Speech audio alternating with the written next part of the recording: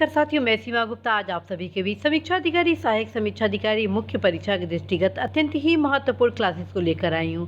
और आज की इस क्लासेस में आप सभी को यह बताया जाना है कि सरकारी पत्र का सारणीकरण से संबंधित जो प्रश्न किए जाते हैं, तो आप इस प्रश्न को किस प्रकार से सॉल्व करेंगे कि आप अधिकतम अंक प्राप्त करेंगे। साथियों, जैसा कि आप सभी अवगत है कि समीक्षा अधिकारी, सहायक समीक्षा अधिकारी, मुख्य परीक्षा के द्वितीय प्रश्न पत्र में सरकारी पत्र एक दिया जाता है और प्रश्न पूछा जाता है कि एक सरकारी पत्र का सारणी रूप आप बनाएं, ठीक। और आपको एक प्रारूप उसमें दिया गया होता है। तो सारणी रूप क्यों बनाया जाता है, क्यों उपयोगी होता है, इसके बारे में सबसे पहले आप सभी को अवगत कराऊं। साथियों, जब किसी भी प्रकरण के संबंध में बैठक आदि आयोजन की जाती है, तत्क्रम में उन समस्त प्रकरण पर अग्रेतर कार्यवाही के लिए जो संक्षिप्त विवरण होता है, उससे संबंधित समस्त सूचनाओं को हम सारणी रूप में समायोजित करते हैं। इस वजह से ये जो प्रश्न है इस परीक्षा के लिए अत्यंत ही महत्वपूर्ण हो जाता है। तो साथियों, आइए जानते हैं कि सारणी रूप आप कैसे बनाएंगे। सारणी रूप बनाने के लिए सबसे पहले आप इस प्रकार के बॉक्स का सृजन करेंगे। जी हाँ, सारणी रूप के लिए सबसे पहले आप इस प्रकार के बॉक्स का सृजन करेंगे।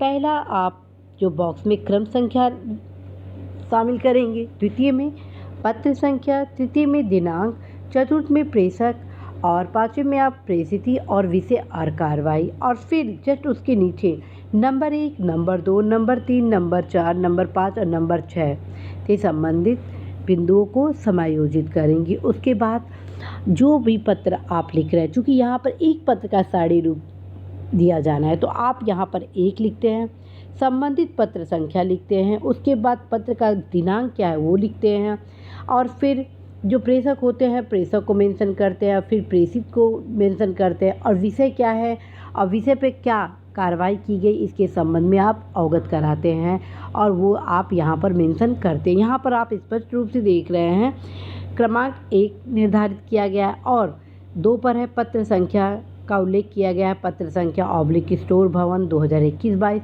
दिनांक लिखा गया है 10/4/2022, प्रेषक में उल्लिखित किया गया अनुसूचित उत्तर प्रदेश शासन, प्रेषिती में उल्लेख किया गया अध्यक्ष एवं प्रशासक, ग्रेटर शारदा सहायक समादेश क्षेत्र विकास प्राधिकारी परियोजना, और एड्रेस का मेंशन किया गया है। विषय में उल्लिखित किया गया है कि भूमि संरक्षण अधिकारी सिंचाई एवं जल संसाधन विभाग गोंडा के कार्यालय भवन किराए की स्वीकृति के संबंध में तत्काल नियमानुसार कार्रवाई करते हुए कृत कार्रवाई की सूचना शासन को उपलब्ध कराए जाने का अनुरोध किया गया है। अर्थात संबंधित प्रकरण को के विषय को बताते हुए उस प्रकरण पर क्या कार्रवाई की गई है उसके संबंध में आपको इस खाने में उल्लिखित करना होता है, ठीक है। इस खाने में आपको उल्लिखित करना होता है जिस पे आपको नंबर मिलता है। और चूँकि जो प्रारूप होता है आपको एज इट इज़ फॉर्म में ये बनाने होते हैं, तो हर एक इसके जो क्रमांक है अत्यंत महत्वपूर्ण है, बॉक्स है अत्यंत महत्वपूर्ण है।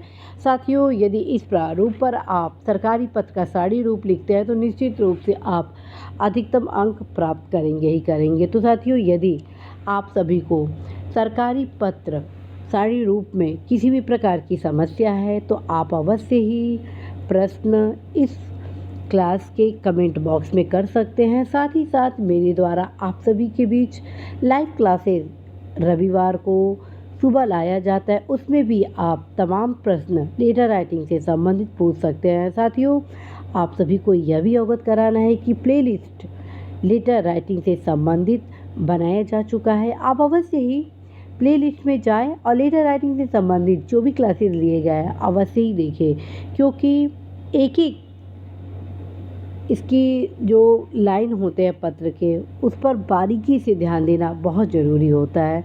तो साथियों, इसी आशा संदेश विश्वास के साथ मैं सीमा गुप्ता आज आप सभी से विदा लेती हूँ कि आप सभी अवश्य ही इस भाग में अधिकतम अंक प्राप्त करेंगे। इसी आशा के साथ आप सभी को ढेर शुभकामनाएं। All the best.